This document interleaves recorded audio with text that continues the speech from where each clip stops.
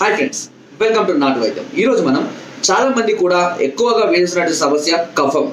ఈ కఫం అనేది క్రమక్రమంగా పేర్కొని దీన్ని మనం నంజు అని కూడా అంటూ ఉంటారు.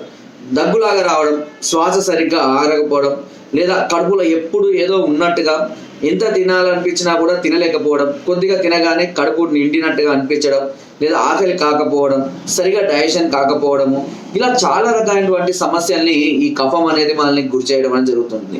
కఫాన్ని కొంతమంది ప్రతిరోజు ముఖం కడుక్కున్నప్పుడు వేళ్ళు పెట్టి కక్కుతూ ఉంటారు కొంతమంది. సో కొంతమందికి అలా కక్కలేరు. కొంతమందికి కొన్ని సందర్భాలలో ఏదైనా పడని ఫుడ్ వాడినప్పుడు వామిటింగ్ ద్వారా ఆటోమేటిక్గా వెళ్ళిపోతూ ఉంటుంది. కానీ ఇలాంటి సమస్య లేని వారికి కఫం అధికంగా ఉండడం వల్ల దాన్ని బయటికి తీయలేక చాలా ఇబ్బంది పడుతూ ఉంటారు.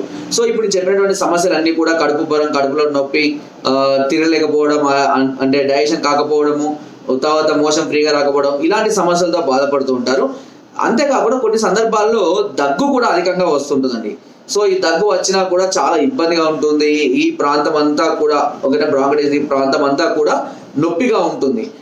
గొంతులో ఎప్పుడు ఏదో తెమడలాగా ఉన్నట్టుగా, ఏదో అడ్డుపడుతున్నట్టుగా ఇలా రావడం అనేది జరుగుతుంటుంది. సహజంగా ఈ సమస్య చాలా మంది చూస్తుంటాం.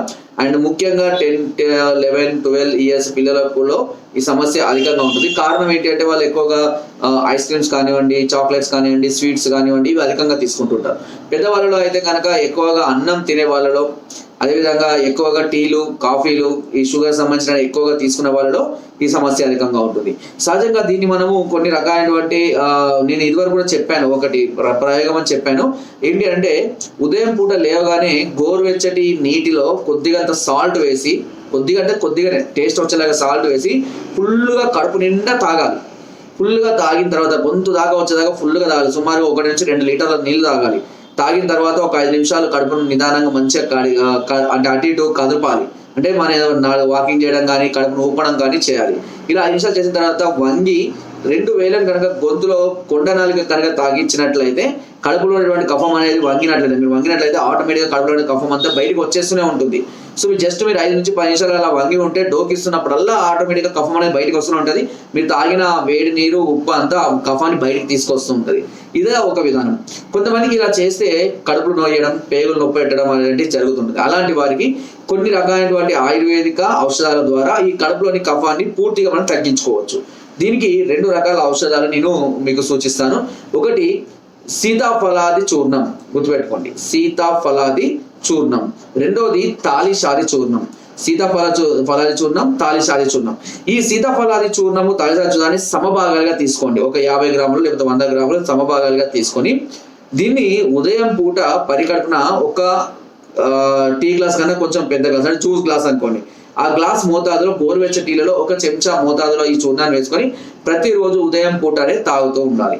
ఇలా ప్రతిరోజు తాగుతూ ఉన్నట్లయితే కడుపులోని కఫం అనేది క్రమక్రమంగా కరిగిపోయి మోషన్ ద్వారా బయటికి వెళ్ళిపోవడం అనేది జరుగుతుంది.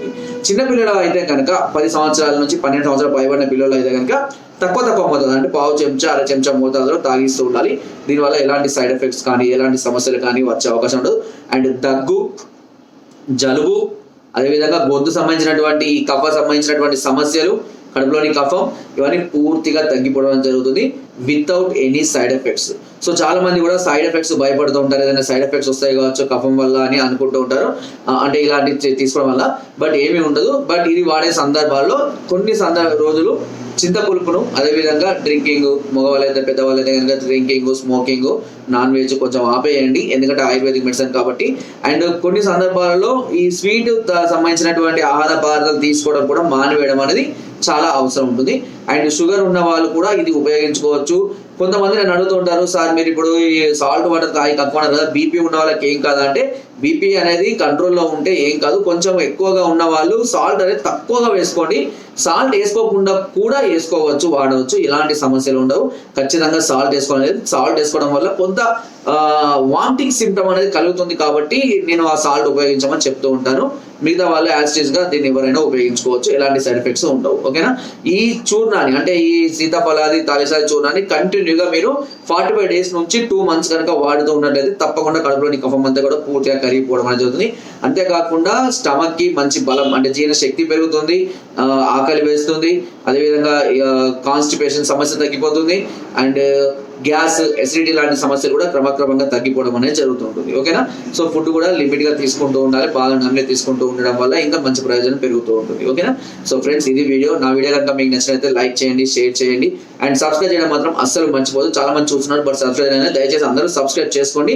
మరెన్నో ఇలాంటి అద్భుతమైన చిట్కాలు ముందు ముందు ఇంకా చాలా వస్తూనే ఉంటాయి. అండ్ మీరు ఎలాంటి సమస్యలతో బాధపడుతున్నా, ఏ ప్రాబ్లమ్స్ లో ఉన్నా నాకు కాంటాక్ట్ చేయవచ్చు. కింద స్కోర్ నెంబర్స్ కి ఫోన్ ద్వారా, వాట్సాప్ ద్వారా, లేదా కింద డిస్క్రిప్షన్ లో మా యొక్క అడ్రస్ కూడా నేరుగా వచ్చి మమ్మల్ని సంప్రదించి మీ అన్ని రకాల సమస్యలకు సలహాలని, సూచనలు, మెడిసిన్స్ కూడా పొందవచ్చు.